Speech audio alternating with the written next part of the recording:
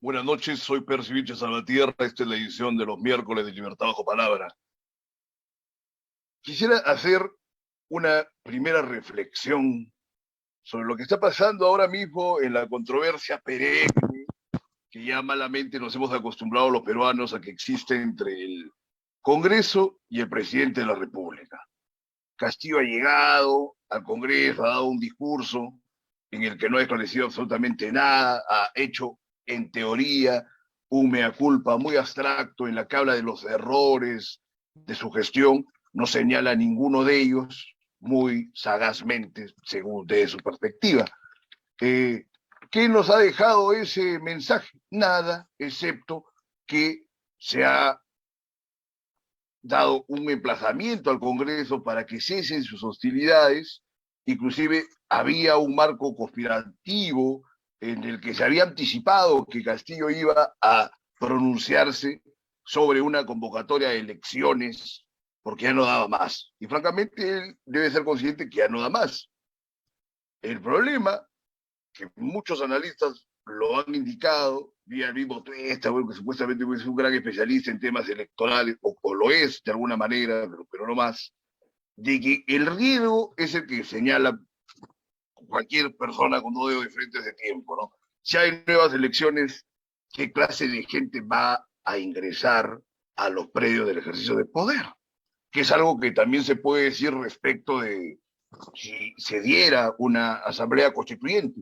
¿Qué gente formaría parte de estos cuerpos políticos que sean diferentes a los que están ahora mismo en el ejercicio del Congreso, o que sean distintos a los especímenes que hemos tenido poblando esta institución, y también los premios del Poder Ejecutivo en el curso de los últimos 20 años, y que podría hacerlo extensivo a los últimos 40, 50 años? O sea, vivíamos una especie de primavera democrática desde el año 80 hasta el golpe del 92, y luego en este periodo más o menos extenso que viene del 2001 a la fecha, ya 21 años, en los que sí hemos tenido una alternancia en el gobierno y ha habido variaciones en los mandatarios, pero que las prácticas de corrupción, de nepotismo, no han variado. Y ahora mismo habría que precisar que si Castillo está siendo tan cuestionado, es simplemente, claro, es un inepto, no hay ninguna duda, pero está siendo cuestionado en gran parte porque no tiene a los mafiosos y gánsteres apropiados para que puedan cubrir todas sus trapacerías y todos sus eventuales defalcos o los defalcos de la gente que tiene cerca, digamos, ya por mantener en primer plano el tema de la presunción de inocencia, ¿no? Entonces, como no se le pueden imputar delitos directamente, pero sí hay posibilidades y se han visto una serie de indicios de gente que está actuando muy torcidamente en el aparato público, se puede decir que es una continuidad de lo que hemos visto en todos los otros gobiernos. Pero sucede que los anteriores gobiernos tenían las condiciones y sobre todo el material humano especializado en temas de corrupción para poder cubrir de una manera más discreta todas sus tropelías. No hay ningún gobierno que se haya visto exento de ello. Inclusive si hiciéramos un recuento reflexivo sobre nuestra historia y dijéramos, bueno, ¿y cuál ha sido el mejor gobierno? ¿Quién ha sido el mejor presidente? Y eligiéramos a uno o dos, de todas maneras, que haciendo una indagación sobre el manejo de los asuntos públicos, el tema económico, las inversiones, en fin, siempre hallaríamos de manera omnipresente a la corrupción. Sea que agarres a Velasco, a Leguía, al mismo Castilla, o sea, todo el mundo ha dejado espacio para la corrupción. Belaúnde, ni hablar. Aparte que en el caso de Belaúnde, yo pienso que no tenía prácticamente nada que aportar a reflexiones de otros políticos que fueron sus antecesores. Hasta la fecha siempre me pregunto qué cosa aportó el pensamiento político de Belaúnde al modo que se tenía de pensar o de entender al Perú. Por ejemplo, entonces estamos muy llenos de mentiras en nuestra historia y sería bueno tenerlas presentes cuando muchos se quieren hacer los dignos.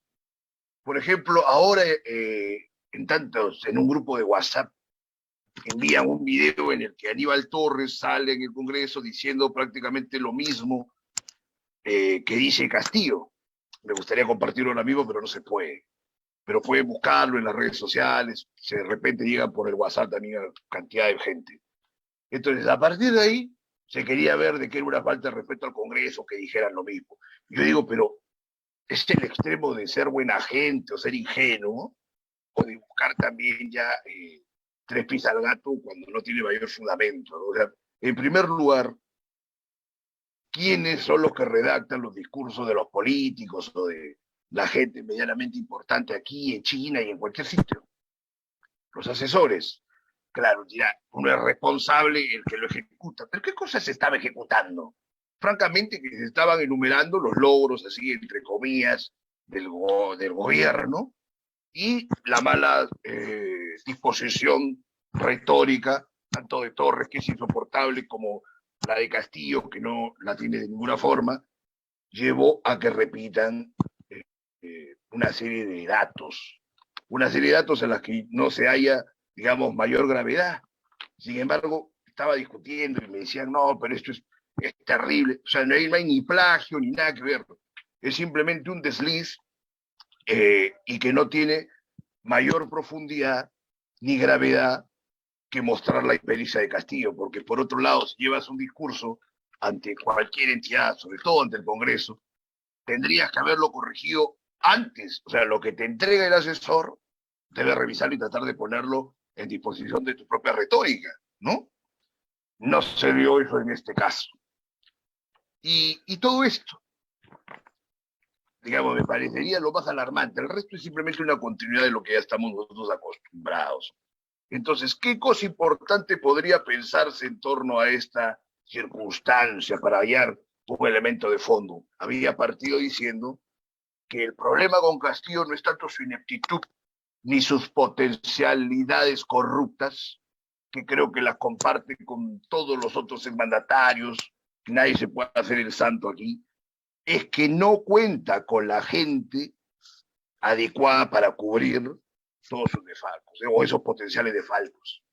Entonces, como a pasar de ello, él insiste en mantenerse en el ejercicio de poder, porque francamente sí era viable esta volada, esta cuestión conspirativa de que iba a anunciar que se den nuevas elecciones, porque ya no tiene ni sabe qué cosa hacer en el gobierno. Pero bueno, insiste en mantenerse en el poder, pero insiste en mantenerse en el poder y sigue teniendo problemas con la prensa.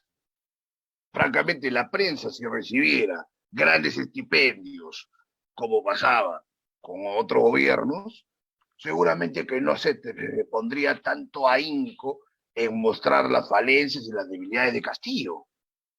Ahora, el tema fatal, francamente, ya se volvió tan nocivo de las vacancias y de los cierres del Congreso, sobre todo a partir de las tergiversaciones dadas en el gobierno de Vizcarra por una serie de constitucionalistas y de gente, francamente, de mal vivir, que entiendo que por tener un posicionamiento público o por recibir un sencillo, tomaron a disposición sus mejores cartas retóricas para fundamentar lo infundamentable. El tema de la denegación fáctica de confianza, que no existe, la negación de que hubo un golpe el 30 de septiembre, con la serie de alcahuetes que sí decían que el golpe se había dado después, cuando la vacancia de Vizcarra. O sea, acá debe entenderse que la definición de la incapacidad moral sobre todo cuando estamos tratando con dos organismos políticos, como son el Congreso, como son el Poder Ejecutivo, no necesariamente deben tener una sujeción absoluta no a la ley, sino a un sentido positivista, exclusivista, de una interpretación muy literal de las normas.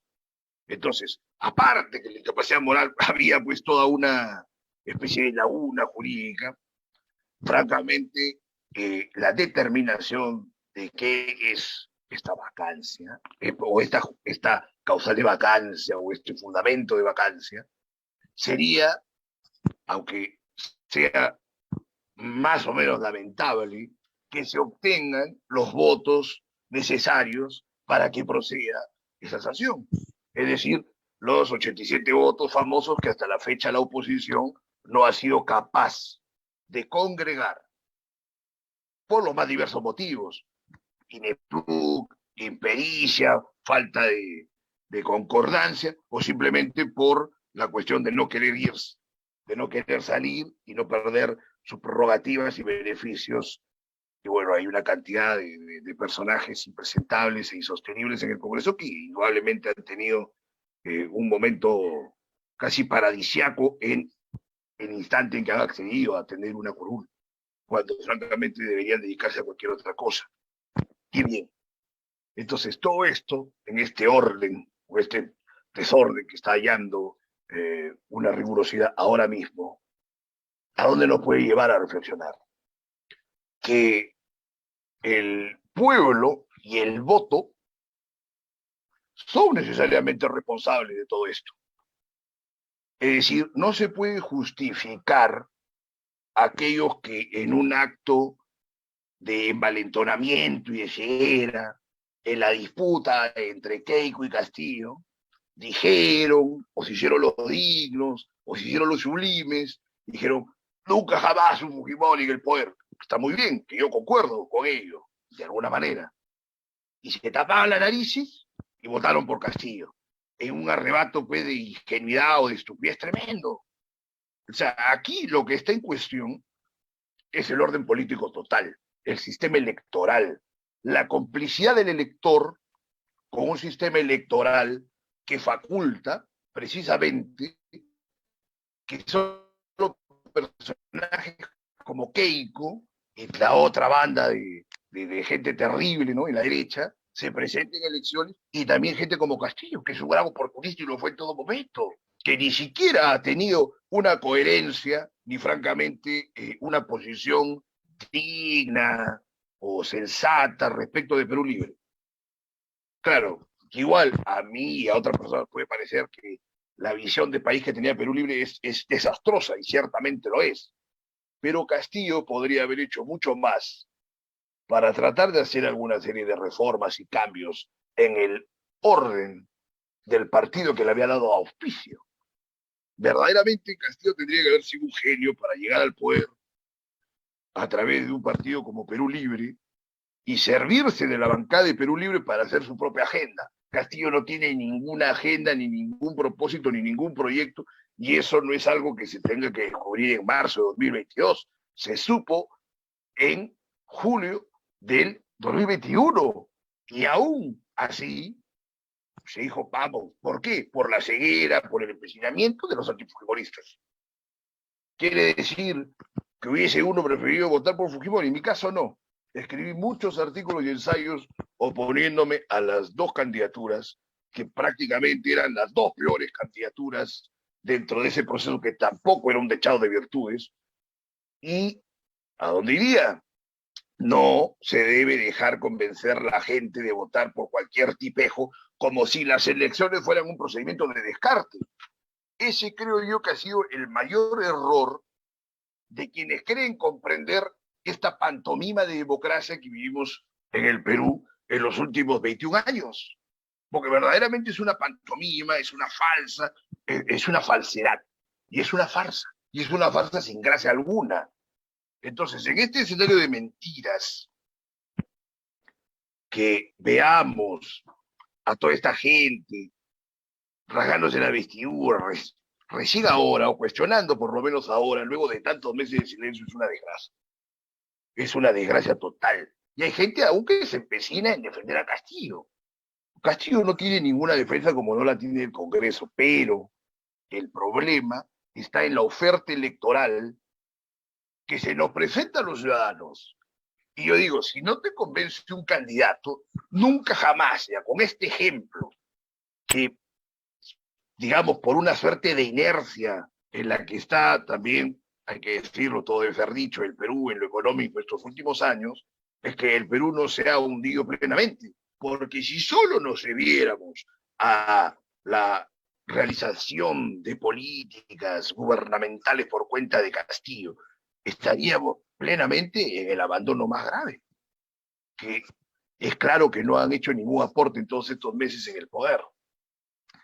Por los motivos que sean, porque francamente hay algo que la oposición también se presenta, pero ni siquiera ha habido pues una proposición mayor y hasta la fecha con el discurso del día de ayer no se ha dado una propuesta integral ni clara de qué cosas podríamos esperar de este gobierno. Yo me pregunto hasta cuándo se seguiría esperando que el gobierno reaccione, o si fuera posible que se fuera este gobierno, ¿qué haríamos con las personas que ingresen a hacer política?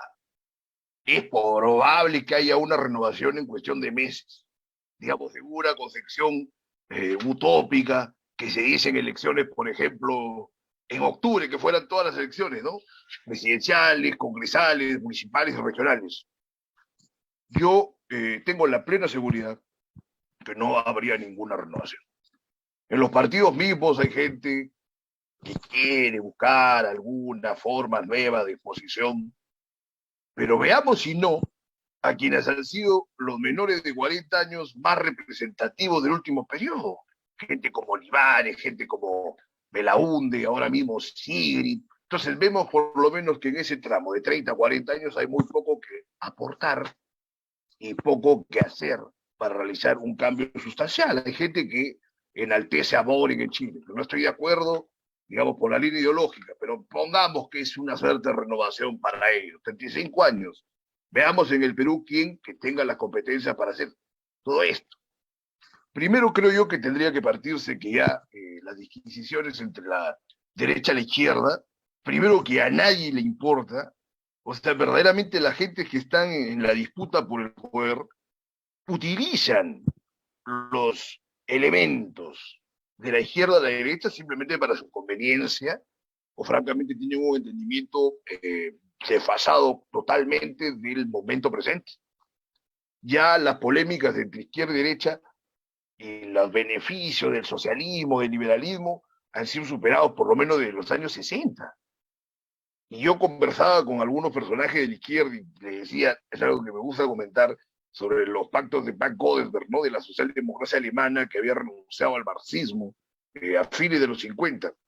Me contaba una innumerable serie de personajes que no los conocían, nunca los habían estudiado ni en su momento ni ahora.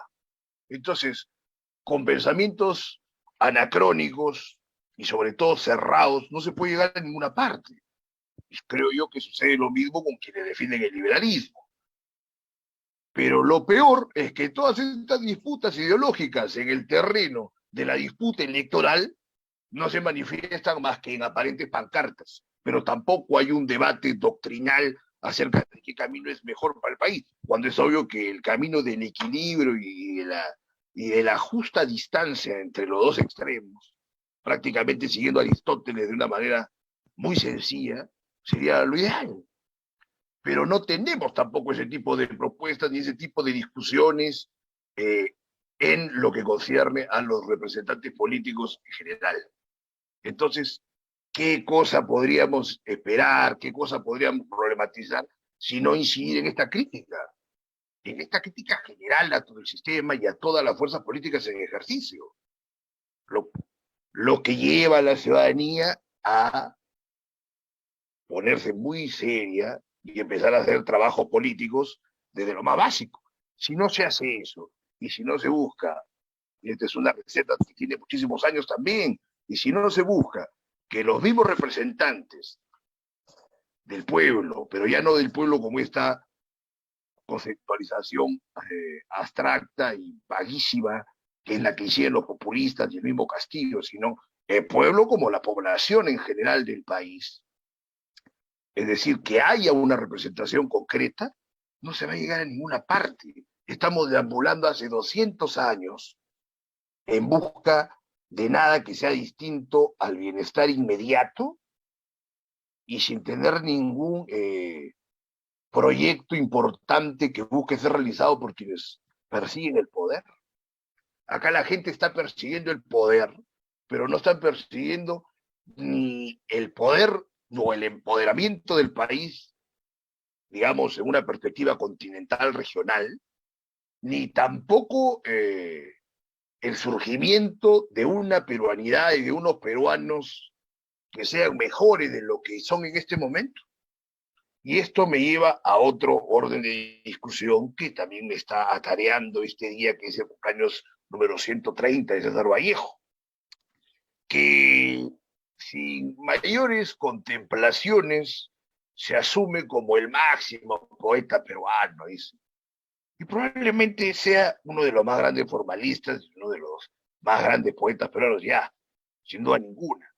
Pero, francamente, ¿qué cosas pensaba Vallejo sobre el Perú? O sea, Vallejo, claro, dice Perú al pie del orbe, ¿no? Todo lo demás, pero no hace un aporte fundamental respecto de lo que es el ser peruano, como creo yo que lo hace Chocano, que escribió inclusive una letra para el himno nacional, o que en su poesía entera tiene una preposición acerca de cómo debe ser entendido el ser del peruano, a partir de su propia complejidad, digamos, genética, ¿no? El famoso poema Blasón.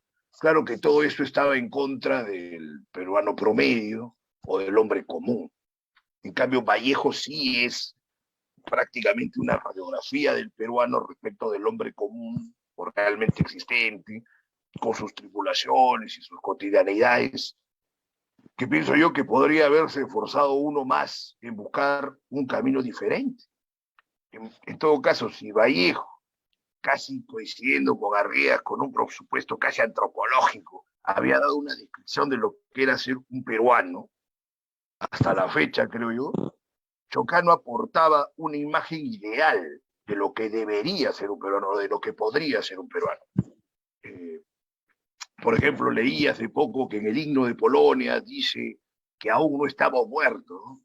Lamentablemente no recuerdo ahora mismo el resto de la cita, pero había una parte de este texto que lo leí en letras libres y decía, era imposible imaginarse a un chino o a un ruso en esta disposición anímica de un polaco. Entonces, el problema es que el Perú ha sido como Rusia y ha sido como China, doblemente imperial, tanto en el Tahuantinsuyo como bajo los Austria, porque prácticamente debemos la desmantelación, la fragmentación y el suplicio y una pérdida de importantes prerrogativas para los indígenas debido a las reformas borbónicas. El Perú no ha seguido ese camino y el peruano promedio no entiende que Perú ha sido pues verdaderamente una potencia hegemónica hasta fines del siglo XVIII.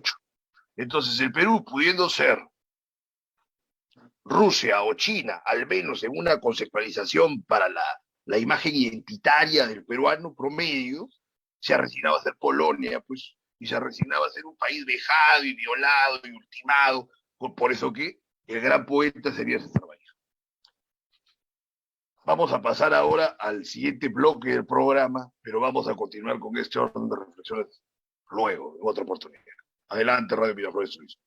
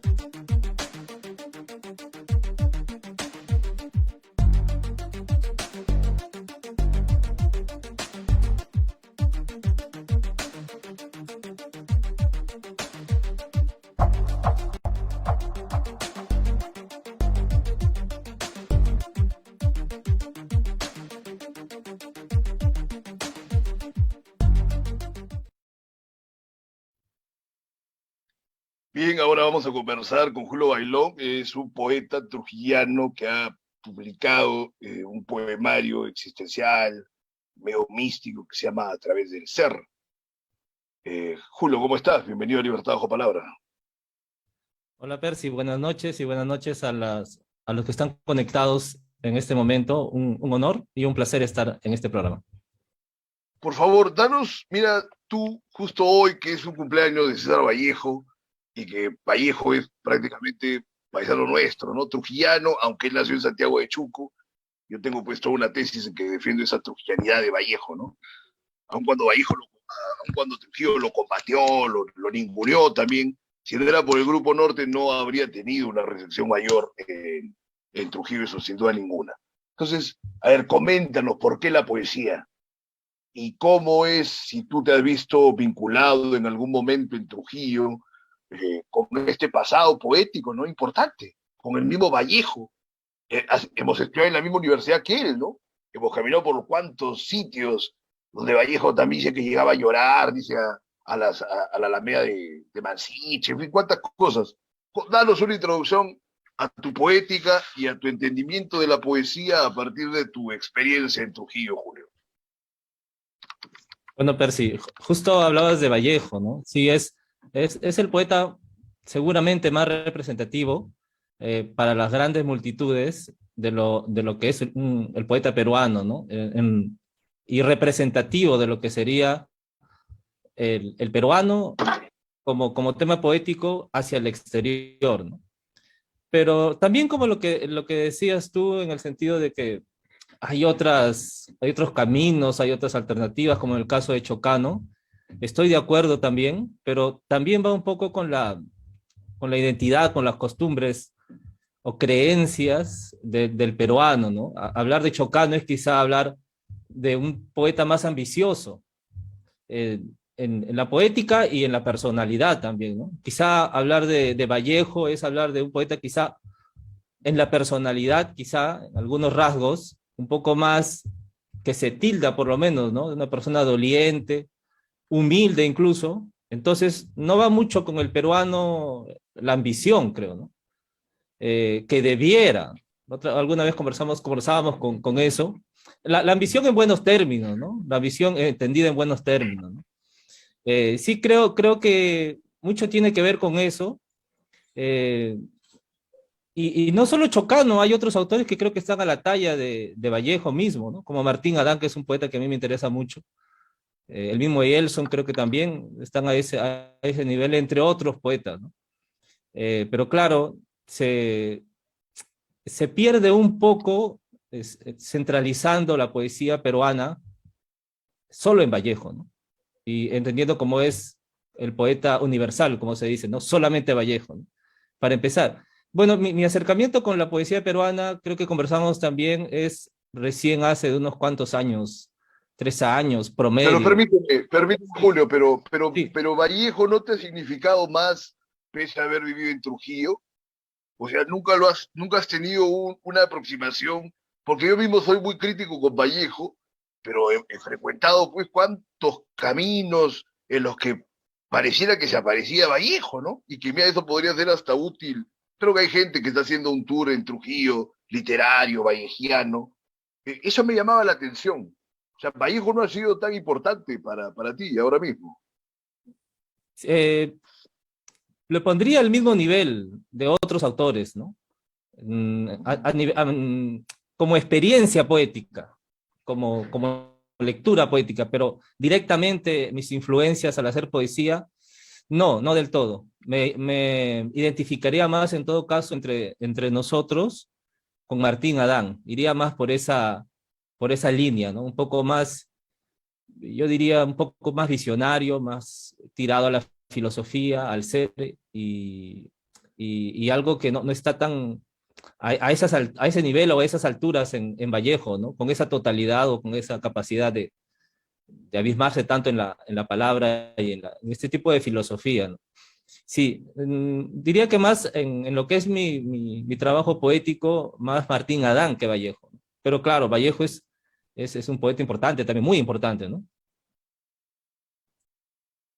Bueno, Vallejo le produjo la mayor fractura al idioma español Claro, del siglo XX, ¿no? Pero ese es otro tema, o sea, porque pese a esa fractura, ese quiebre que hace con el lenguaje, hay otra serie de temas que la poesía también puede proporcionar, ¿no? En todo caso, cada uno tiene derecho a hacer una búsqueda. Me gustó lo que dijiste en un inicio, que era que para las grandes mayorías o las multitudes podría ser pues el poeta, el poeta mayor o el poeta que mejor había radiografiado al peruano, ¿no?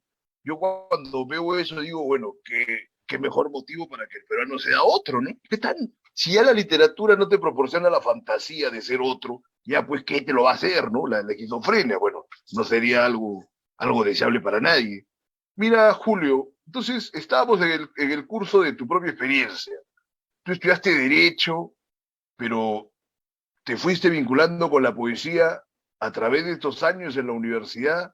¿Cómo fue esa conjunción? A ver, coméntanos, por favor. claro, entre derecho y literatura sí me han preguntado alguna vez también algo similar, cuál es la relación que encuentro.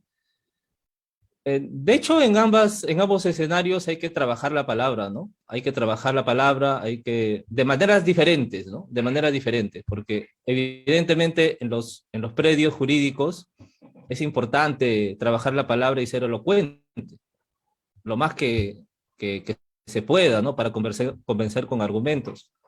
Es importante también trabajar las palabras, pero en la poesía el trabajo de las palabras va por otros senderos, ¿no?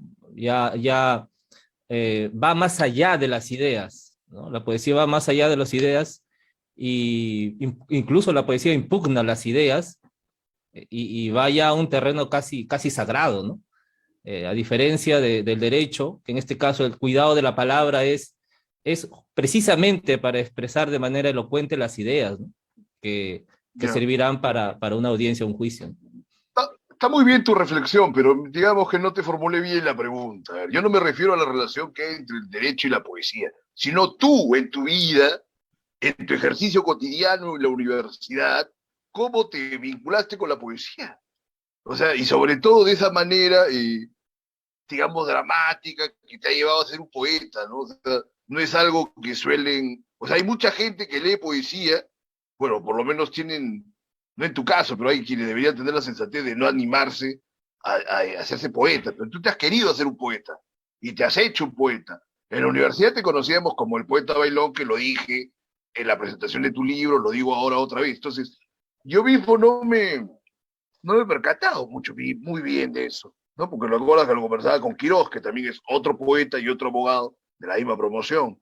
Entonces, ¿cómo te vinculaste? ¿Y cómo es que sigues vinculado a la poesía? O sea, ¿qué necesidad te ha llevado a ella? ¿Solamente ese juego de palabras? ¿Alguna función de repente más profunda? ¿O, ¿qué te da la poesía que no te ha dado otra cosa desde que has llegado a la universidad, pues hace 20 años, ¿no? O sea, ¿qué te ha dado la poesía que no te ha dado el rock, por ejemplo? No sé, como para orientarnos Entiendo, mejor. entiendo, entiendo. Primero hay un grado de proporcionalidad, hay una relación proporcional entre el grado de insatisfacción con la tendencia a volcarse a la literatura, a la ficción y a la poesía puntualmente, ¿no? Mientras más insatisfacción, en mi caso creo, más tiendo a volcarme a la literatura y la poesía en particular. Y cuando estudiábamos derecho, Percy, tú sabrás también, en general creo que hay la percepción de que no se enseñaba bien, pues, ¿no? La carrera, no solo derecho, en general, las universidades son y probablemente sean por un buen tiempo bastante pobres a nivel académico, en todas sus líneas, ¿no? Entonces, Hay pocas ese grado de universidades. insatisfacción, sí, hay en general, ¿no? Quizás estoy generalizando, pero No, en general eh, está bien. ese grado de insatisfacción, y además porque uno pone la valla alta, ¿no? Piensa que la universidad va a ser la gran experiencia transformadora en donde vamos a tener esa experiencia que uno desearía y el choque es brusco, ¿no? Con las negligencias de todo tipo que hay en las universidades, malos profesores, etcétera. Entonces el grado de insatisfacción fue altísimo, en mi caso, ¿no? era un accidente brusco ahí. Entonces encontré la literatura, encontré algunos amigos que también les gustaba la literatura y por ahí empecé a vincularme a la literatura y particularmente a la poesía, ¿no? Ahora, ¿qué me da la poesía? Me da un poco esa... Depende del tipo de poesía. A mí me gusta la poesía, por ejemplo, la de Whitman, la de Blake, la de Hölderlin en esa línea, y entre nosotros, la de Martín Adán. Entonces, si es que yo leo esos autores, me interesa ese tipo de poesía, lo que me da la poesía, y que evidentemente no me da en lo absoluto el derecho, es una suerte de sentimiento de unitario, sentimiento sagrado, sentimiento casi respirar una suerte de sentimiento unitario, algo sagrado, algo de la totalidad, ¿no? Por ahí, Tú ¿no? has mencionado tres exaltados, ¿no? O sea, Wickman es un exaltado de lo carnal, ponte. Hölderlin es un exaltado de lo sublime. de lo- y Blake es un exaltado de lo demoníaco y lo divino, ¿no? O sea, de lo visionario. Y Martín Adán, ¿qué nos daría? Una representación de carácter, ¿no? Pese a que él también ha sido un poeta desgraciado, probablemente tan o más desgraciado que Vallejo, que vivió muchos años más, alcohólico, echado a perder, prácticamente un miserable, pero siempre comportándose como un gran señor, con todo y sus veleidades, ¿no? Y sus desviaciones o sus gustos, eh, pero comportándose siempre como un señor. Eso es importante, mira, también ver, o sea, porque está bien, escribes todo, eres un artista, tienes una obra, pero ¿qué más proporcionas? ¿Qué más dejas? Mira, Martín Adán es como en el punto más profundo del vicio, todavía hay señorío, y casi nunca encuentras quejas en Adán, ¿no? Sería inconcebible que Adán se ponga a pensar en Dios y que Dios estaba enfermo, dice, ¿no? O sea, Dios estado drogado, borracho, pero estaba bien parado. Bueno, mira tú. Entonces, eso es casi sorprendente, ¿no? De cómo te veíamos a la universidad que tengan bien estas predilecciones tan fuertes. Algo de esto se nota en A través del ser. Esto ha llevado a tu propuesta poética que se ha dado a conocer ahora último. Sí, creo que ese ha sido el intento, ¿no? La propuesta, un poco ir por esa línea fijada de la filosofía, volcarse un poco al ser, quizá un poco a lo místico. Por ahí va un poco, ¿no? Y también el grado de insatisfacción que hablaba primero en términos académicos de la universidad, alto, se pasa al grado de insatisfacción de lo que es ejercer el derecho en el Estado y particularmente lo que es el derecho penal, ¿no? Con todo lo que implica eso. El grado de satisfacción también es bastante alto y sobre todo la realidad de los penales en el Perú, ¿no? Particularmente el penal de acá de Trujillo, el penal del Milagro. Sí. Esa, todo ese mundo, toda la insatisfacción que te pueda llevar ese mundo, seguía con esa sensación, ¿no? De querer buscar algo más. Y otra vez la poesía estaba ahí, ¿no? Poesía, la literatura en general, ¿no? Y sí, sí, por esa línea. Y lo que te decía hace un momento es incluso, mira, si hablamos de trabajar las ideas, en el derecho, claro, se trabajan las ideas, se trabajan los argumentos y se oralizan en juicio, en el derecho penal por lo menos, para los que litigamos, pero incluso a nivel de ideas, no es pues una área más avanzada científica en donde se trabajen con más complejidad las ideas, ¿no? En cambio, la poesía incluso va más allá de las ideas, ¿no? O sea, incluso las impugna las ideas, porque entra a un terreno en donde precisamente, por lo menos la poesía, cierta poesía mística, ¿no? En donde precisamente las ideas quizás sean una traba para llegar al sentimiento poético, ¿no? O los conceptos o las digresiones, ¿no? De ese tipo, ¿no? Entonces, por eso yo siempre vuelvo a la poesía, ¿no? Porque tampoco puede uno estar todo el tiempo en las nubes o en las abstracciones o en ese tipo de senderos, a veces de mucha luz, ¿no? También hay Bueno, que... es un camino, pues, porque la poesía también puede ser un momento de gran lucidez, ¿no? O sea, no necesariamente el poeta es un hay feliz, que ser no un valiente, sabio. ¿no? un sabio. Yo discrepo del derecho que he tenido esa imagen por muchos años, pero francamente el derecho a mí me está dando satisfacciones intelectuales este último periodo. Mira, mucho más que Entiendo. la poesía, porque ahora la poesía misma, por dónde está, ¿no? Inclusive veo más poesía en la prosa, en las novelas, en los ensayos, que en los textos supuestamente que son poéticos, los poemarios. Pero sí es una veleidad mía, ¿no? Te la comparto porque, bueno, nos conocemos también hace mucho tiempo.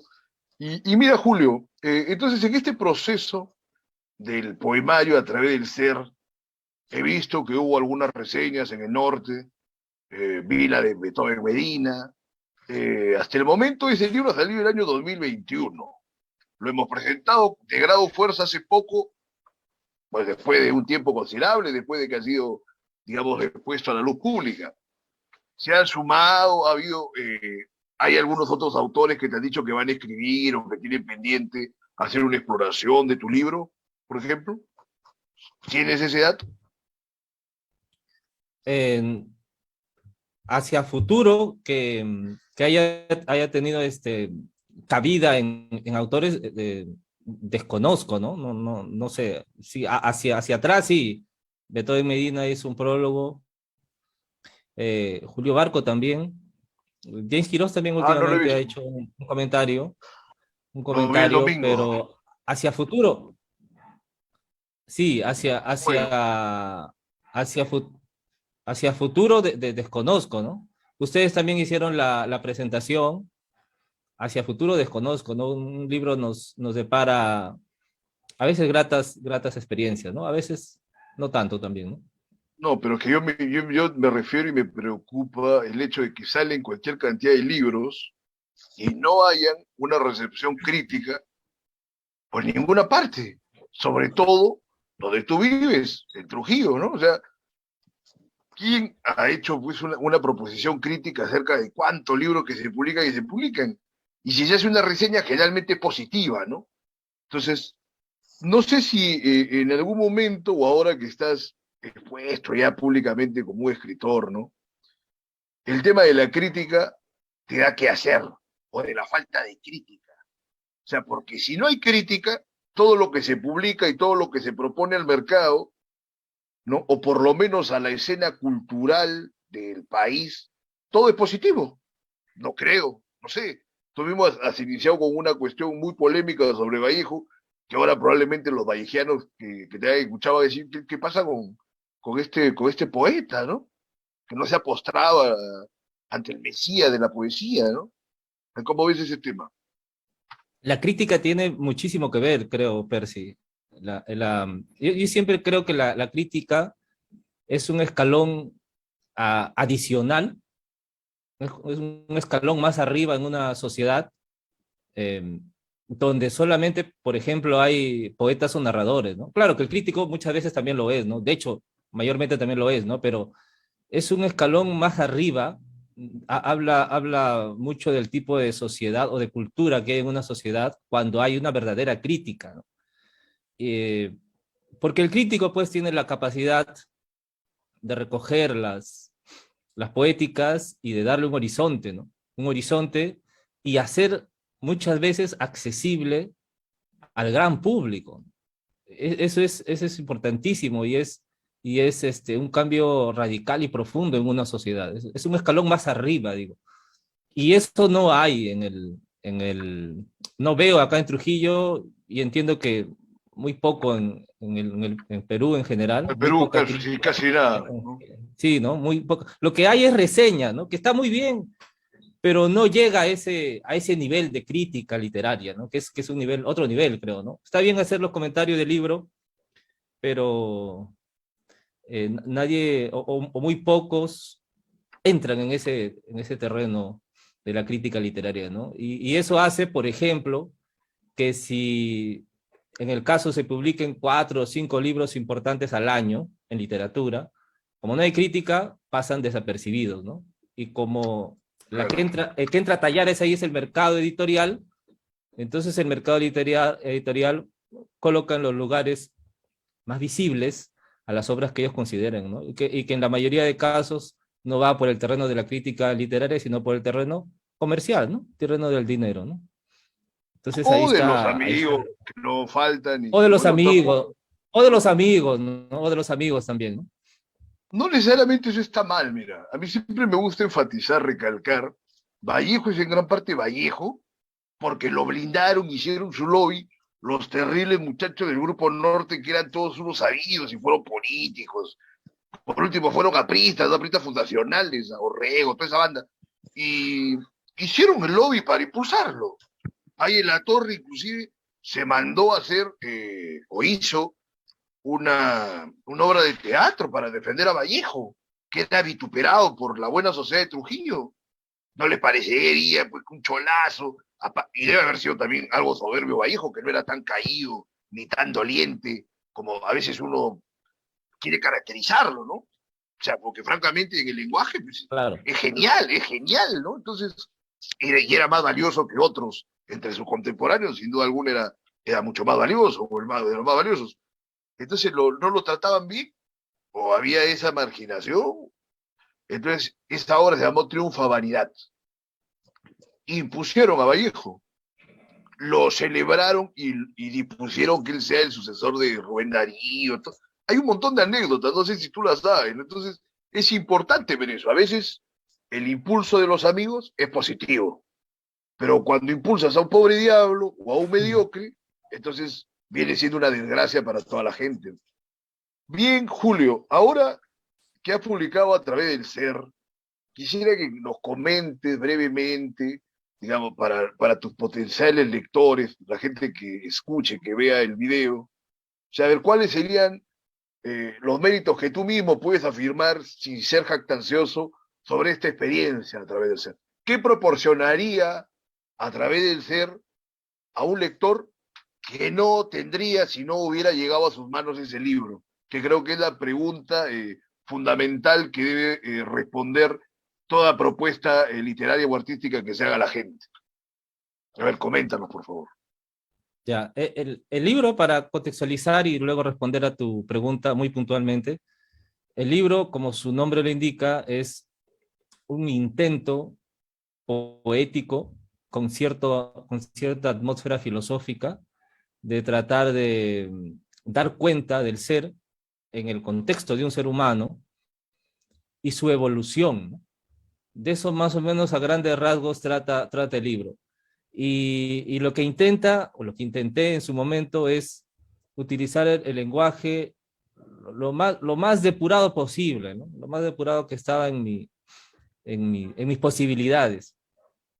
Es un libro reflexivo sobre distintas cuestiones que suceden a nivel del ser, ¿no? Sobre la imaginación, por ejemplo, sobre la muerte, sobre la nada, sobre el aprendizaje, el amor, la iluminación, y el vacío y el abismo también, ¿no? Entonces, creo que para el lector de hoy, lo que podría servir o ayudar es reflexionar un poco de esas cosas, ¿no? Que nos hacen más humanos, que tiene que ver con nuestra condición humana. Detenerse un poco, poner un poco de pausa, silencio y reflexionar de todas estas cosas de la condición humana en una sociedad de tanta velocidad, ¿no? Y tanta superficialidad. Ese es el intento, por ahí iba, esa es la intención, y ya depende también del tipo de lector, ¿no? De la grandeza o la pequeñez de cada lector, ¿no? A veces el lector amplifica el valor del libro más de lo que incluso es el libro, ¿no? O lo contrario Claro. también. Bueno, mira, ahí te estás cubriendo de los críticos, porque igual habría gente que puede tener una visión negativa del libro, tienen derecho también, siempre y cuando expongan algún fundamento, ¿no? No solamente pues un Claro, capricho, de solamente caracterizarlo como que es lo peor, se pueden hacer una tesis, una teoría, que casualmente, como estábamos conversando, es lo que falta, ¿no? No hay autores o críticos que se arriesguen, francamente, a hacer una interpretación de los libros, ¿no? O sea, ni siquiera dar impresiones muy superfluas. Son cosas que tiene que cambiar en el país para que se pueda constituir una literatura más importante también. Creo yo que esa falta de crítica es lo que nos ha hundido, en todos los órdenes, ¿no? Crítica política, crítica social, todos los órdenes. crítica cultural. Bueno, crítica literaria, pues olvídate, pese a que hay algunos espacios donde se enseña la carrera de literatura, ¿no? Que dista mucho de donde se enseña educación secundaria y una especialización en literatura, como puede ser una especialización en filosofía, o sea, no hay un desarrollo de las humanidades en casi todo el país. Hay pocas facultades donde se enseña literatura y aún así, a sabiendas que estudiar literatura tampoco te vuelve pues un escritor, sería importante para los críticos que tengan algunas nociones de ello, ¿no? Entonces, mira tú, Julio, en este proceso de creación, tú me has señalado unos autores al inicio de nuestra conversación que me place repetir, ¿no? Blade, Hölderlin y Whitman, que parecen ser autores poco frecuentados en nuestra tradición poética, sobre todo a partir de los años 60, ¿no? Que se vuelve muy snob, coge mucho la onda de los gringos y los británicos, ¿no? El británico modo y la onda de Pound, que igual es admirable, pero en otro sentido, no el que se ha primado sobre su obra, ¿no? Que es el decir coloquial y la falsa erudición o la erudición aparente. Tenía otros caminos más interesantes, Pau, no se han recorrido aquí. Entonces yo te diría, aparte de estos autores y de Martín Adán, dentro de nuestras tradiciones poéticas, ¿qué autores te han llamado la atención? ¿A Lío Deuspa, por ejemplo? ¿O a Juan Ojeda? O no sé, a ver, ¿a qué autores han Sí, tenido una claro. reflexión filosófica, ¿no? Los autores Coméntanos. que me mencionas, muy pocos, ¿no? Como para opinar, ¿no? Muy pocos. En todo caso, los que sí he leído un poco más y como para opinar, peruanos, eh, Eyelson, que siempre vuelvo, que estoy leyendo incluso ahora, su obra poética en general, completa, de Eguren también, José María Eguren, y que tiene algunos momentos muy luminosos, ¿no? A veces bajo la apariencia de textos cortos o de quizá algunos poemas más de corte infantil, como se quiso decir en su momento, tiene momentos muy luminosos, Seguren también. Eh, También, sí, y bueno, Martín Adán que te mencionaba, y básicamente esos son los autores a los que vuelvo, ¿no? En el caso de los peruanos. De ahí podría mencionar también tipo Vallejo o autores tipo Heró, eh, Sologuren, pero los que te mencioné primero son a los que vuelvo. Los últimos que te he mencionado leí alguna vez y probablemente en el futuro vuelva, ¿no? Pero son un poco más los que vuelvo. Es que también uno tiene que, es tan amplio el terreno de la poesía y como te decía, yo me volqué a la literatura peruana recién hace 3 años promedio. No sé, soy honesto, no me interesaba para nada la literatura peruana, soy honesto en decirlo, no tengo por qué mentir ni nada. Claro. Hace 3 años en lo absoluto, ¿no? Fue gracias a Martín Adán, que leí a Martín Adán y de ahí empecé a mirar hacia adentro, hacia lo nuestro, ¿no? Y ya igual sigo teniendo mis predilectos que son los que te mencioné, ¿no? Muy bien, perfecto. Sé que tienes otros proyectos literarios que no, o sea, los tienes terminados, pero todavía no los has dado a conocer. Creo que vas a publicarlos este año, ¿no? O sea, ¿para cuándo estaríamos esperando una nueva producción de parte tuya, Julio? Probablemente es que el libro, en teoría, ya estaría terminado un nuevo libro, pero es importante dejarlo un tiempo, un tiempo y luego un par de meses, probablemente, o un mes, y luego revisar con ojos más serenos, no tan exaltados, ¿no? Con corazón más sereno, también no tan exaltado, revisarlo otra vez y ver si es que ya está listo, ¿no? O hacer las correcciones del caso. Calculo que en unos 3 meses así, intento no dejarme llevar por la emoción, ¿no? Bueno, si me hubiera dejado llevar por la emoción, creo que a los 27 no me hubiera publicado algo, ¿no? Bastante. Intento no dejarme llevar por la emoción y calculo que unos cuantos meses, unos 3, 4 meses ya se pueda publicar un libro que va en esta misma onda ¿Cómo se llama? de la filosofía. Hasta ahora, 1000 años después, mil Muy años bien, después, hasta ahora, sí, ¿tienes a la pero mano quizá se cambia el un nombre. poema Ah, breve de A través del ser como para despedirnos? Sí, claro que tengo. Por favor.